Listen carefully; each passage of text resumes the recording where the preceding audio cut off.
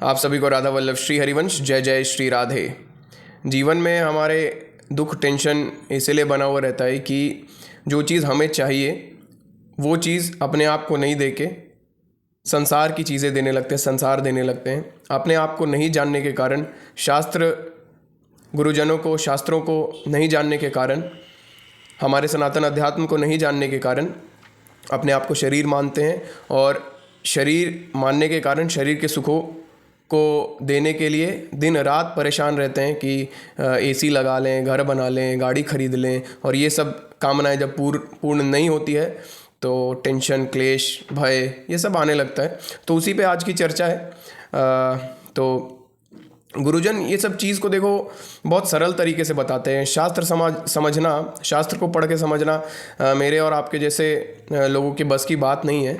एक श्लोक का अर्थ नहीं समझ सकते हम लोग, तो गुरुजन उसको हिंदी भाषा में या अंग्रेजी में ही, जिस भाषा में हम अच्छे से समझ सके उसको समझाने के लिए एकदम सरल भाषा का प्रयोग करते हैं, ताकि क्योंकि हमारे कल्याण, उनके भाव में यही रहता है कि हमारा कल्याण हो।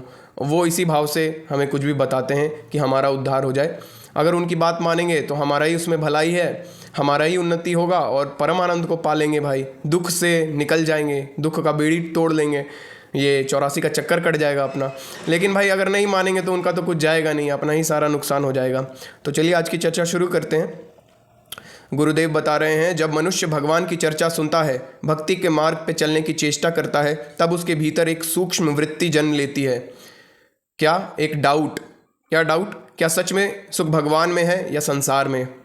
ठीक है, यही संशय धीरे धीरे उसे भगवत चिंतन से दूर करने लगता है। यह संशय दिखने में छोटा लगता है, परंतु यही साधक की व्याकुलता को नष्ट कर देता है। कौन सी व्याकुलता? भगवान को पाने की व्याकुलता, भगवान को जानने की व्याकुलता। जो वो सत्संग कर रहा था, सत्संग में गुरुजन बताते हैं कि यह संसार में सुख नहीं है, लेकिन उसको थोड़ा थोड़ा सुख का अगर संसार में अनुभव हो रहा है तो देखो भाई, अगर लंबे टाइम तक सत्संग में नहीं बने रहोगे, गुरुजनों की सानिध्य में नहीं रहोगे और बीच में ही पढ़ाई छोड़ के भाग जाओगे तो भाई डाउट ही रहेगा।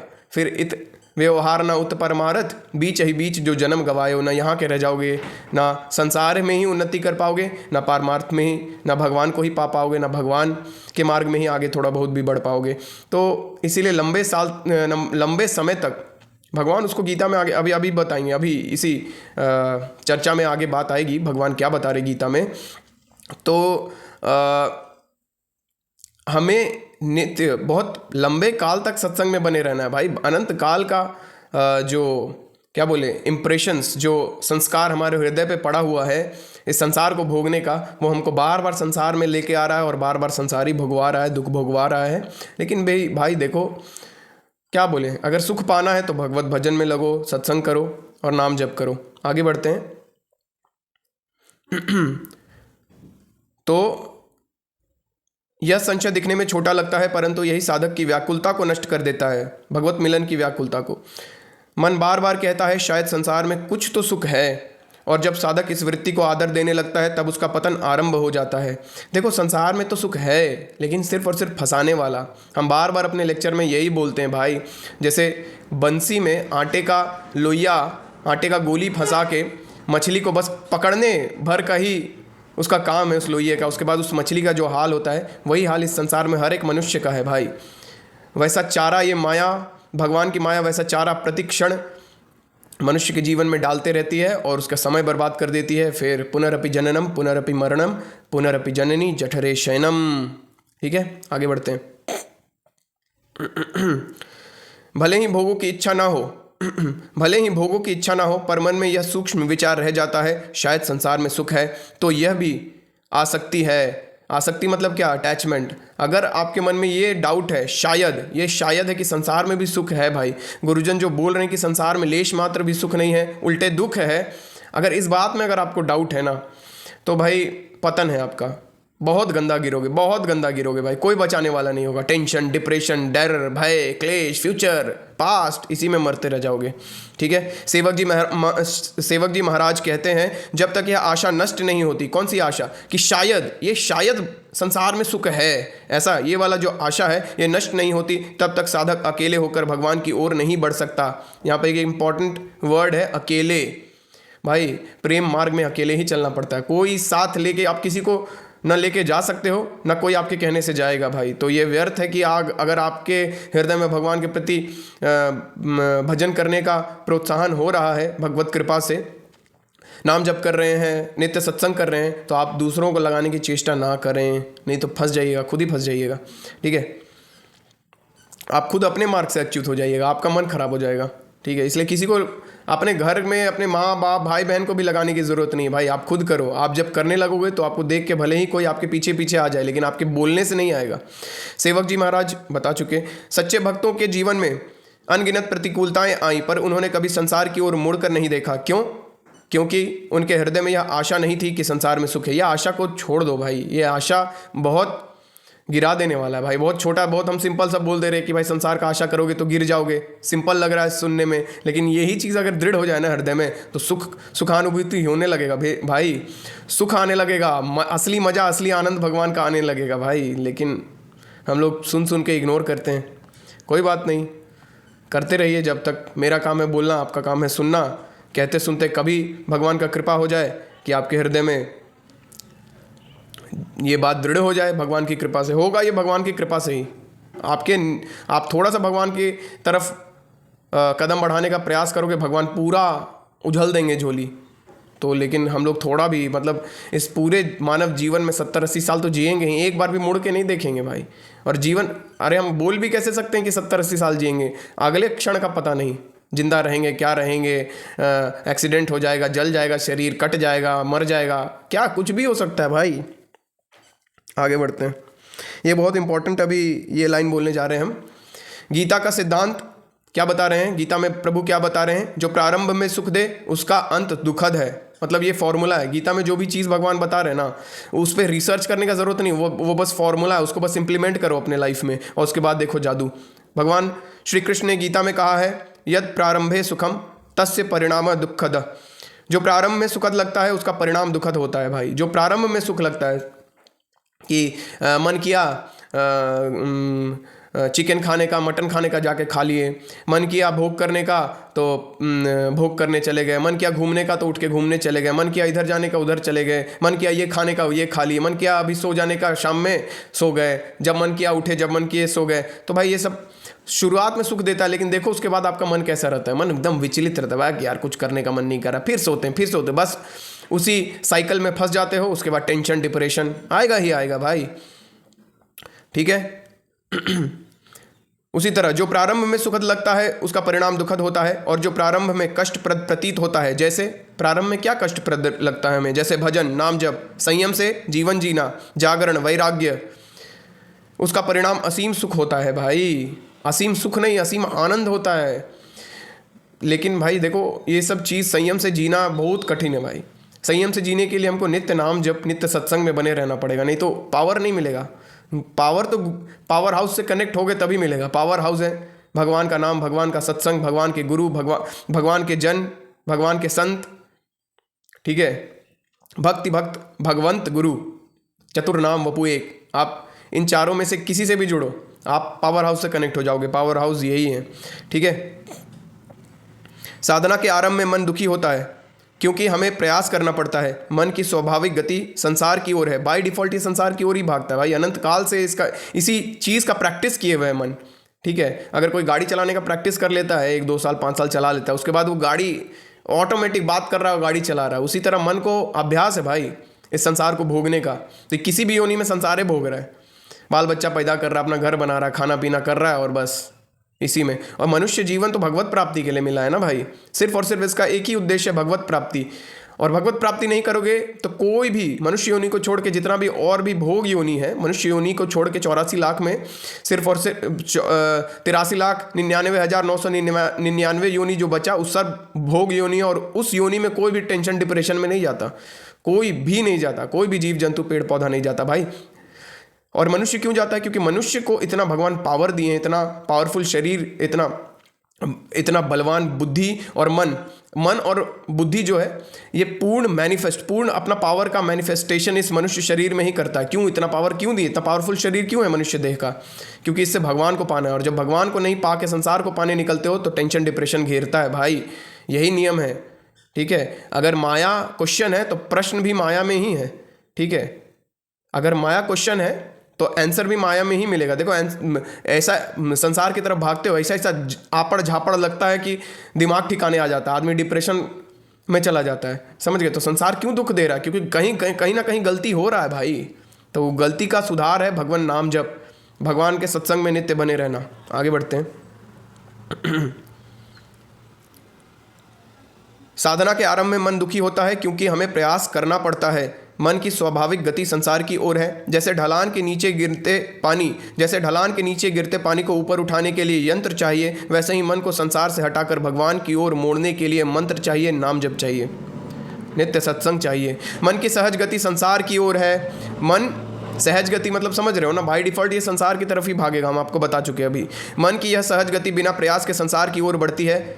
भगवान की ओर ले जाना हो तो निरंतर नाम रूप लीलाधाम में अपना मन लगाना ही पड़ेगा। ठीक है, यही यंत्र है जो हमारे मन को, हमारी बुद्धि को, हमारी चेतना को भगवान की ओर ले जाएंगे। ठीक है, नहीं तो बाय डिफॉल्ट तो ये संसार ही भोगवाते रह जाएगा। जो मार्ग प्रारंभ में कठिन लगे वही अंततः आनंदमय होता है, परंतु जब साधक देखता है कि संसार के लोग वर्तमान में सुखी दिखते हैं तब उसका मन विचलित हो जाता है। यही वृत्ति उससे भजन में रोक देती है, रुकावट है। भाई देखो, दूसरा को मत देखो भाई, देखो सब दुखी है भाई। एक तो प्रपंच है, ये पूरा संसार प्रपंच है भाई। जो चीज़ रियल है, रियलिटी आप देखते हो ना, किसी के जीवन में भाई सब कुछ बढ़िया चल रहा, अचानक पता चला कि यार वो तो सुसाइड कर लिया, अरे यार वो तो भाग गया, अरे यार वो तो ये कर लिया, वो कर लिया। क्यों? बाहर से बढ़िया सब कुछ चल रहा था, सब अचंभित में पड़ जाता, यार ये तो बहुत बढ़िया से बात कर रहा था, हंस रहा था, खेल रहा था, अचानक ऐसा काहे कर लिया? क्योंकि अंदर की वृत्ति को छुपा के दुमुहा बन के हम लोग को घूमने का मन है, घूमने का आदत है। अपना सच्चाई को छुपा के एक दूसरा चेहरा ओढ़ के हम लोग संसार में चलते हैं। भाई सब दुखी है, मान लो इस बात को। ठीक है, दृढ़ विश्वास ही भक्ति की वास्तविक प्रारंभ स्थिति है। दृढ़ विश्वास किस पे? भगवान पे। संत जन कहते हैं गुरु वचनों पर दृढ़ विश्वास हो गया तो प्रारंभ भी सुखद होगा, मध्य भी सुखद और विश्राम भी सुखद स्वरूप होगा। ठीक है, तो भाई देखो, भगवान को पाने के लिए अलग अलग मार्ग है, ज्ञान मार्ग है, योग मार्ग है, ठीक है, कर्म मार्ग है, भक्ति मार्ग है। लेकिन ये जो गुरु बता रहे हैं ना, गुरु के वचनों पे दृढ़ विश्वास हो गया तो प्रारंभ भी सुखद होगा, ये मतलब समझ लो कि चाबी है भगवान को पाने का, है ना, कि गुरु के वाणी पे विश्वास हो जाए बिना क्वेश्चन कर। क्योंकि क्वेश्चन करोगे ना तो गए भाई। क्वेश्चन संसार के लोग कुछ बोलते हैं तो क्वेश्चन करो भाई। संसार की किताबें पढ़ते हो, संसारिक लोगों के लिखे हुए किताबों को पढ़ के कि मनी को कैसे अट्रैक्ट करे, जीवन से दुख कैसे चल जाए, इसका जीवनी पढ़ रहे हो, उसका जीवनी पढ़ रहे हो, क्या हो जाएगा भाई? कुछ नहीं हो जाएगा, कुछ नहीं मिलेगा। लेकिन हम लोग पढ़ते हैं, बड़े होशियार बनते हैं। चलो ठीक है, गुरु वचनों पर दृढ़ विश्वास हो गया तो प्रारंभ भी सुखद होगा, मध्य भी सुखद और विश्राम भी सुखद स्वरूप होगा। वृंदावन की विश्राम स्थली प्रभु के युगल चरण, यही परम सुख है, यही परम आनंद है। भाई देखो, भगवान की शरण ले लो, सब कुछ हो जाएगा, कुछ करने का जरूरत नहीं पड़ेगा। क्योंकि ऐसे भी कुछ करने चलोगे ना, अपना उद्धार करने भी चलोगे ना, अपने आप को सत्संग भगवत मार्ग में चलाने की भी कोशिश करोगे ना, तो नहीं चल पाओगे बिना भगवान के सहारे कोई भी साधन आपको उन्नति की ओर नहीं ले जा सकता भाई। सांसारिक उन्नति मिल जाएगा आपको थोड़ा दिन के लिए, धन थोड़ा दिन। अरे भाई देखो, कोई भी धनी मनी व्यक्ति है, कोई भी बहुत पैसा कमा लिया, बहुत उन्नति पा लिया, तो उसको कितना दिन लोग याद रखता है भाई? अपना इतना बड़ा देखो भाई, भगवत भूमि भारत में रह के भी और हम लोग भाई भगवत भजन नहीं करें और कूल बनने का कोशिश करते हैं भाई। लड़की लोग आजकल, लड़की लोग और लड़का लोग देख रहे हो ना भाई, कितना आसान तरीके से विदेशी संस्कृतियों को अपना के अपने आप को गौरवान्वित महसूस करता है भाई। अरे भाई देखो, वो लोग के पास ऑप्शन नहीं है कि वो लोग भगवत भजन कर ले, तुम्हारे पास तो ऑप्शन है। अरे भाई, वो लोग चीनी से बस कैंडीज बनाना ही जानता, अलग अलग कलर, अलग अलग शेप और साइज का बस कैंडीज। अरे भाई, अपना गली का दुकान में मिठाई और दूध से 500 तरह का मिठाई और 500 तरह का स्वाद वाला मिठाई बना दिया जाता है। तो ऐसा मिठाई का दुकान छोड़ के और जेम्स और कैडबरी चॉकलेट खाने वाला लोग ना भाई, और सोचोगे कि कैडबरी और फेरेरो रोशर का चॉकलेट खरीद के तुम बहुत बड़े आदमी बन गए, बहुत बड़ा चीज़ हासिल कर लिए, तो भाई जो उपलब्धि है ना, 4 दिन का चांदनी है भाई। रोड पे आ जाओगे, कोई पूछने वाला नहीं होगा। ठीक है, तो अभी समझ जाओ, समय कम है। वृंदावन ही विश्राम स्थली है, प्रभु के युगल चरण, यही परम सुख और आनंद के धाम है। परंतु यदि मन की वृत्तियों का आदर दिया, परंतु यदि मन की वृत्तियों का आदर दिया और गुरु के वचनों को नहीं, तो साथ रहते हुए भी सुख की अनुभूति नहीं होगी। अगर आप सत्संग कर रहे हैं, नाम जप कर रहे हैं और जो गुरु बोल रहे हैं, ठीक है, और उसका आप पालन करने का, देखो भाई, एक होता है कि जो गुरु बोल रहे हैं उसको पालन करने का चेष्टा करना और गिर जाना, ठीक है। एक होता है इग्नोर मार देना। तो भाई भगवान को बुड़बक मत समझो, वो आपके हृदय में बैठे हैं। आप दृढ़तापूर्वक देखो, गिर जाना इज़ नॉट अ प्रॉब्लम, ठीक है, लेकिन ये कह देना कि अरे यार ये सब मेरे से नहीं होगा, ये सब प्रयास ही नहीं करना ना, तो भाई प्रयास नहीं करोगे तो कोई फल नहीं मिलने वाला। जो गिरता है वो तो निकल जाएगा, लेकिन जो प्रयास ही नहीं किया वो कभी नहीं निकल सकता भाई, कभी नहीं निकल सकता। वो संसार में भी ये फॉर्मूला प्रूफ होता है, ठीक है। तो हमको गुरुजनों के बातों को पूरे दृढ़ता पूर्वक उसको अपने जीवन में उतारने का प्रयास करना ही पड़ेगा भाई, करना ही पड़ेगा, कोई दूसरा उपाय नहीं है। कोई शॉर्टकट में जंतुर बंधवा के और किसी से कोई किताब पढ़ के, कोई 99 रुपया का वेबिनार का क्लास करके आपका जीवन, अरे भाई अगर होता है ऐसा तो कर लो। मन कहे संसार में सुख है और गुरु कहे नहीं, तो भीतर युद्ध होगा और साधक हार जाएगा। वहाँ हारना नहीं है भाई, संसार में सुख नहीं है, मान लो ना इस बात को। आपको अभी तक अनुभूति नहीं हुआ। संसार का लोग ऐसे ही बुड़बक बनाते रहता है। 10th पास कर लो उसके बाद सब आसान है, 12th कर लो उसके बाद सब आसान है, ग्रेजुएट हो जाओ उसके बाद तो कुछ करना ही नहीं है। अरे भाई बस नौकरी मिल जाए, नौकरी मिल गया उसके बाद तो एकदम खुशी खुश, नौकरी मिला 4 दिन महीना भर बड़ी मजा आया, उसके बाद यार फंस गए हम। तो ऐसा ही है भाई, यहाँ का सुख ऐसा ही है, फंसाने वाला खाली, ठीक है। आगे बढ़ते हैं। मन की तरंगों को मारना ही भजन है। महापुरुषों ने कहा है, भजन कुछ नहीं, मन की तरंगों को मारना ही भजन है। जो विचार आते हैं, ऐसा करूं, वैसा ना करूं, वैसा जाऊं, वहां जाऊं, यह खाऊं, वह पाऊं, इन संकल्प विकल्पों को जीत लेना ही सच्चा भजन है। पर यह सबसे कठिन है। जब यह मार्ग कठिन लगने लगता है तभी संसार सरल लगने लगता है। जब ये सब कठिन लगने लगेगा तो भाई आदमी, देखो मन जो है ना, जब आप साधन मार्ग में आगे बढ़ने की कोशिश करोगे, अपना जीवन में बढ़िया बढ़िया चीज़ धारण करने का कोशिश करोगे, और जब गिर जाओगे तो मन बोलेगा यार छोड़ दो, निकल जाओ यार, तुमसे नहीं होने वाला है। उस समय साधक को सावधान हो जाना है भाई कि निकल के हम क्या जाएं। अगर मान लो कोई साफ कपड़ा है, उसमें थोड़ा सा गंदा लग गया, तो उस थोड़ा सा जो गंदा लगा उसको हम साफ करने का प्रयास करेंगे कि और उसमें गंदा लगने देंगे? नहीं, और गंदा नहीं लगने दे के उस जो गंदा लग गया उसको साफ करने का प्रयास करेंगे। बस यही तो करना है। हार नहीं मानना भाई, हार नहीं मानना, एकदम टेंशन नहीं लेना भाई। हम भगवान के सहारे हैं, हम कोई अपने सहारे थोड़ी हैं, हम कोई अपने बल पे थोड़ी कूद रहे हैं, हम तो भगवान के बल पे कूद रहे हैं। माँ जाने कि बच्चा टट्टी कर दिया तो कैसे साफ करना है भाई, हमको क्यों टेंशन लेना? हमको तो बस माँ के शरण में रहना है। अपना बल का भरोसा रखोगे कि हम ही अपना उद्धार कर सकते हैं, हम ही संसार को बढ़िया, अपना संसार को बढ़िया बना सकते हैं। अरे भाई सब चाहता है कि मेरे जीवन में दुख नहीं आए, फिर भी सब दुख में मर मर मर मर के जी रहा है भाई। कुत्ते की ज़िंदगी, अबे यार कुत्ता का ज़िंदगी तो बहुत अच्छा है भाई, वो कम से कम टेंशन डिप्रेशन में नहीं जाता। हम लोग के पास सब कुछ होते हुए भी हम लोग टेंशन डिप्रेशन में चल जाते हैं। आप सोचो कौन सा ज़िंदगी जी रहे हैं हम लोग। तो ये सब चीज़ पे ध्यान देना चाहिए भाई। जब तक सत्संग नहीं करोगे ये सब विवेक नहीं आएगा मन में, ठीक है, बुद्धि में, सॉरी। तो मन जब जब सीरियसली चल रहे हो तो भाई गिरोगे ही गिरोगे। हम उतने बलवान थोड़ी हैं अभी, गिरते गिरते नहीं गिरने लगेंगे भाई। एक टाइम आएगा जब नहीं गिरने लगेंगे, तब दूसरों को भी संभालने के लायक हो जाएंगे, ठीक है। तो अभी गिर रहे हो तो मन को मत विचलित होने दो कि भाई अब मेरे से तो हो ही नहीं रहा। भाई कैसे नहीं होगा? मन हमको बेवकूफ़ बनाया भाई अनंत काल से, नहीं होगा करके फिर फंसा देगा भाई, पूरा जीवन बर्बाद करा देगा। इसलिए सावधान रहिए, ठीक है। भगवान का स्वभाव क्या है? भगवान का स्वभाव मंगलमय है। जिसने भगवान का स्वभाव जान लिया उसके भीतर और कोई वृत्ति नहीं रह सकती, संसार की वृत्ति तो एकदम ही नहीं रह सकती। भगवान का स्वभाव जानने का मार्ग क्या है? भगवान का स्वभाव जानने का मार्ग है संतों और भक्तों की लीलाओं का श्रवण। जब हम उनके चरित्र सुनते हैं तब हमें प्रभु का स्वभाव दयालु, कृपालु, प्रेममय समझ में आता है। देखो इसका थोड़ा गूढ़ रहस्य हम आपको बता दें। भगवान अपना अनुभव अपने निज जनों को ही देते हैं। जो भगवान पे पूर्णतः आश्रित हो गया, भगवान उसके जीवन में ही लीलाएं करते हैं भाई, उससे ही मिलते हैं, उसको ही बोलते हैं, उससे ही बातें करते हैं, उसके ही साथ खेलते हैं, उसके ही साथ चमत्कारी चीज़ें करते हैं भाई। ऐसे नहीं करते हैं, ऐसे सबके लिए सब पर मोर बराबर दाया, लेकिन भक्त के लिए सब कुछ चेंज कर देते हैं वो, ठीक है। तो इसीलिए हमको भक्तों का चरित्र, जब हम भक्तों का चरित्र पढ़ते हैं तो उनके जीवन में देखते हैं कि यार अरे भगवान ऐसे संभाल किए, इनका ऐसे संभाल किए, और वो सच में हमें ये भरोसा दिलाते हैं कि भगवान ही कर रहे हैं, मेरे बस का नहीं है। तो ये भरोसा हमको कब होता है भगवान पे? जब हम भक्तों की, भगवान के परम प्रेमी भक्तों के चरित्र पढ़ते हैं, तब देखते हैं उनके जीवन में भगवान ने उनका कितना संहार किया, कितना उनको बचाया, कितना वो भगवत प्रेम में लीन है। उनको देखते हैं, उनको सुनते हैं, उनको पढ़ते हैं, उनकी वाणी सुनते हैं, तब हमको ऐसा भरोसा होता है भगवान पे। तब हम उनके करुणामय मंगलमय स्वरूप को जान पाते हैं, सिर्फ कान से ही जान पाते हैं। भगवान श्रीमद् भागवत में बोल रहे हैं, सबसे पहले मैं कर्णपुटों से अंदर जाता हूँ। तो आप सुन के ही जाओगे, यही नियम है भाई।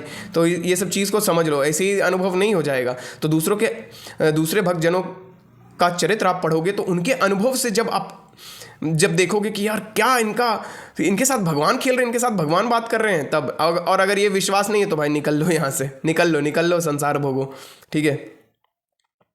जब हम उनके चरित्र सुनते हैं तब हमें प्रभु का स्वभाव दयालु, कृपालु, प्रेममय, ये उनका स्वभाव है, सच्चित आनंद समझ में आता है। तब यह विश्वास हृदय में उतरता है कि सुख भगवान में ही है, संसार में नहीं। कठिनाइयाँ क्यों आती हैं, उसका उत्तर देते हुए प्रभु बोल रहे हैं, साधक के जीवन में प्रतिकूलताएं इसलिए आती हैं कि उसकी निष्ठा कसौटी पर कसी जाए। भाई देखो, जब बर्तन बनाया जाता है ना, तो उसको ठोक बजा के देखा जाता है कि बर्तन मजबूत है कि नहीं। बस संसार को बताने के लिए कि देखो मेरा भक्त कितना मेरे पे आश्रित है, कितना मेरे पे विश्वास करता है। तो भगवान थोड़ा सा उसका टेस्ट करके इस दुनिया वालों को दिखाते हैं कि देखो कैसा होता है मेरा भक्त, देखो कितना प्रेम करता है मेरे से, सब कुछ न्योछावर करने के लिए तैयार है मेरे ऊपर, ठीक है। और करे भी क्यों ना ऐसे मंगलमय प्रभु पे, और किस पे करें? यहाँ संसार के लोग को तो आप पूरा समुंदर उठा के दे दो फिर भी गाली ये देंगे। किसके पीछे, किसके लिए, किसको खुश करना है भाई? नहीं, अपने शरीर को भी खुश करना चाहोगे, इसको बढ़िया एस्नो पाउडर लगाओगे, एक पिंपल नहीं होने दोगे, फिर भी शरीर छोड़ देगा शरीर तुम्हारा, शरीर भी तुम्हारा साथ छोड़ देगा। तुम सोचो, भगवान तुम्हारा साथ कभी नहीं छोड़ेंगे। अरे नर्क में, गुरुजन बता रहे हैं, नर्क में भी तुम जाओगे तो भगवान तुम्हारे साथ जाएंगे, वो तो कभी तुम्हारा साथ नहीं छोड़ते भाई। शरीर भी तुम्हारा साथ छोड़ देगा, तो किसके पीछे भाग रहे हो भाई? शरीर और संसार के पीछे ही तो भाग रहे हो, तो छोड़ दो भागना। जैसे देखो, साधक के जीवन में प्रतिकूलताएं इसलिए आती हैं कि उसकी निष्ठा कसौटी पर कसी जाए। जैसे ऊंट सोचता है कि वह सबसे ऊंचा है, पर जब पहाड़ के पास आता है तब उसे अपनी ऊंचाई का भान होता है। वैसे ही जब हम महापुरुषों के सानिध्य में आते हैं तब हमें ज्ञात होता है कि सच्ची भक्ति क्या होती है। नहीं तो सभी अपने आप को भक्त बोलता है, और इसी का अहंकार रहता है हमें कि हमें तो भगवान का पूजा करें, डेली 2 घंटा हनुमान जी का हनुमान चालीसा पढ़ रहे हैं, रामचरितमानस का डेली 1 घंटा पाठ कर रहे हैं। क्या हो जाएगा भाई उससे? हृदय में कुछ है ही नहीं है। ये तो वैसे ही हो गया कि 5 क्लास का बच्चा को अब बुक दे दो 5 क्लास का, और बोलो कि स्कूल ना जाए, टीचर से ना भेंट हो। तो जब तक टीचर से, जब तक गुरुजनों से भेंट नहीं होगा ना भगवान।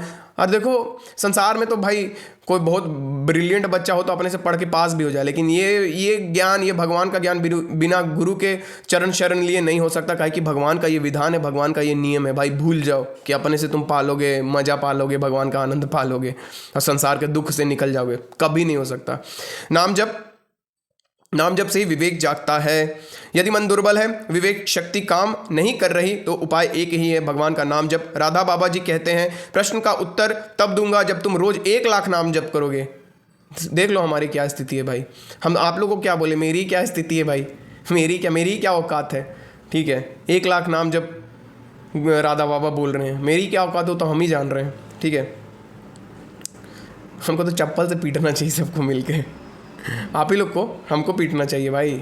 आप लोग को बोल रहे हैं, खुद ही अपने ही जीवन में नहीं है। चलिए आगे बढ़ते हैं, क्योंकि जो उत्तर देंगे उसे समझने के लिए भी तो क्षमता चाहिए। नाम जप में बुद्धि तीक्ष्ण होती है, सूक्ष्म होती है, फिर वही बुद्धि सारे संशयों को काट देती है। नाम जप करिएगा, बुद्धि तीक्ष्ण होगा, बुद्धि मजबूत होगा भाई, और तब सारा डाउट खुद ब खुद आपको आंसर मिलने लगेगा भाई। कितना पूछोगे, ये तो अमरीश महाप्रभु बोल रहे हैं भाई, कितना पूछोगे, किससे पूछोगे भाई? नाम जप करो चुपचाप बैठ के एकांत में, सब हृदय में ही उत्तर, भगवान हृदय में ही बैठे हैं, अपने प्रकाशित करके सब चीज़, सब उत्तर देने लगेंगे।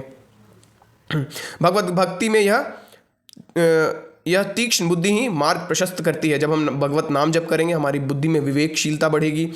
विमल विवेक का जब उद्गम होगा, बुद्धि तीक्ष्ण होगी, तो यही भगवत मार्ग में हमें आगे बढ़ाने में सहायक होती है, यही बुद्धि। निष्कर्ष बताते हुए गुरुदेव बोल रहे हैं, सुख का सागर केवल भगवान है। जो मन बार बार संसार की ओर खींचता है उसका मूल कारण यही है, उसने भगवान में सुख बुद्धि नहीं की। परंतु अनुभव यह है, संसार सुख दे ही नहीं सकता। संसार का सुख क्षणिक है, फंसाने वाला है, अस्थिर है, नाशवान है। भगवान का नाम, भगवान के चरण और संतों की संगति ही स्थायी सुख स्वरूप है। महापुरुषों के अनुभव से सिद्ध है, संसार में सुख का कण नहीं, भगवान सुख समुद्र है। संसार का सुख जिस क्षण मिलता है उसी क्षण मन में भय आता है, यह सुख छूट ना जाए। संसार में यही है भाई सुख। आप घर बना लोगे और फिर डरते रहोगे कि कहीं यार टूट ना जाए, कहीं नगर निगम बुलडोजर ना चढ़ा दे, कहीं कोई मेरा बाउंड्री के अंदर ना घुस जाए। ये ऐसा रहता है भाई, ऐसे ही है संसार का सुख, छीनने का डर रहेगा हमेशा। पर भगवान के सुख में यह भय नहीं, वह आनंद अचल और निर्मल है। भक्त का मार्ग सरल है, यदि वह दृढ़ता से यह स्वीकार कर ले सुख भगवान में है, संसार में नहीं। और जब यह विचार स्थायी हो जाता है तब प्रारंभ भी सुखमय होता है, मध्य भी और अंत भी। फिर साधक को केवल एक ही काम करना रह जाता है, नाम जप, सत्संग और गुरु वचनों का पालन। बस इतना ही। मन की तरंगों को मारो, नाम का स्मरण करो और हृदय में यह दृढ़ करो, संसार में सुख नहीं, मेरे प्रभु ही सुख समुद्र हैं। ठीक है, तो होप सो कि आपको अच्छा लगा होगा आज का लेक्चर। नेक्स्ट वीडियो में मिलेंगे, तब तक आप सभी को राधा वल्लभ श्री हरिवंश। जय जय श्री राधे।